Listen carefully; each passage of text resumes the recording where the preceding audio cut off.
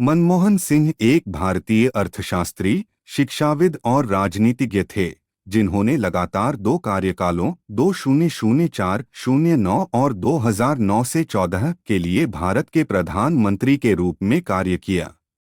सिंह ने विभिन्न संगठनों में प्रमुख पदों पर कार्य किया और अपने राजनीतिक जीवन की शुरुआत से पहले ही अपने काम के लिए कई सम्मान प्राप्त किए। उन्होंने विदेश व्यापार मंत्रालय के सलाहकार, वित्त मंत्रालय में मुख्य आर्थिक सलाहकार, भारतीय रिजर्व बैंक के गवर्नर और योजना आयोग के उप प्रमुख जैसे विभिन्न पदों पर कार्य किया। 1990 के दशक में पीवी नरसिम्हा राव सरकार में वित्त मंत्री के रूप में उन्होंने कई संरचनात्मक सुधार किए, जिससे भारत की अर्थव्यवस्था उदार हुई। सिंह 2009 में फिर से प्रधानमंत्री चुने गए। वे जवाहरलाल नेहरू के बाद पूरे 5 साल का कार्यकाल पूरा करने के बाद दोबारा चुने जाने वाले पहले प्रधानमंत्री थे। सिंह इस पद पर आसीन होने वाले पहले और एकमात्र सिख भी थे और भारत के एकमात्र ऐसे प्रधानमंत्री थे जिन्होंने कभी प्रत्यक्ष लोकप्रिय चुनाव नहीं जीता। विश्व आर्थिक मंच के भारत आर्थिक शिखर सम्मेलन 2009 में सिंह 26 सितंबर 1932 को गाह, ब्रिटिश भारत में जन्मे सिंह ने अपनी प्रारंभिक शिक्षा हिंदू कॉलेज, अमृतसर से प्राप्त की, जहां उनका परिवार भारत के विभाजन के बाद आकर बस गया था।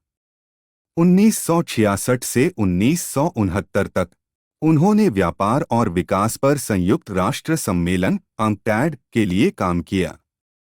बाद में सिंह ने 1969 से 1971 तक दिल्ली स्कूल ऑफ इकोनॉमिक्स में अंतर्राष्ट्रीय व्यापार के प्रोफेसर के रूप में काम किया।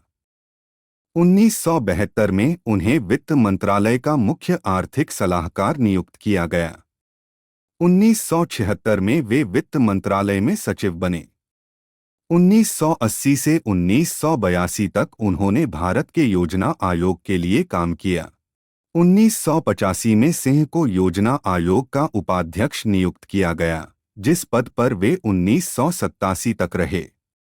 1987 से 1990 तक सिंह ने स्विट्जरलैंड के जिनेवा में स्थित एक स्वतंत्र आर्थिक थिंक टैंक साउथ कमीशन के महासचिव के रूप में काम किया। 1990 में भारत लौटने के बाद सिंह प्रधानमंत्री के आर्थिक मामलों के सलाहकार बन गए।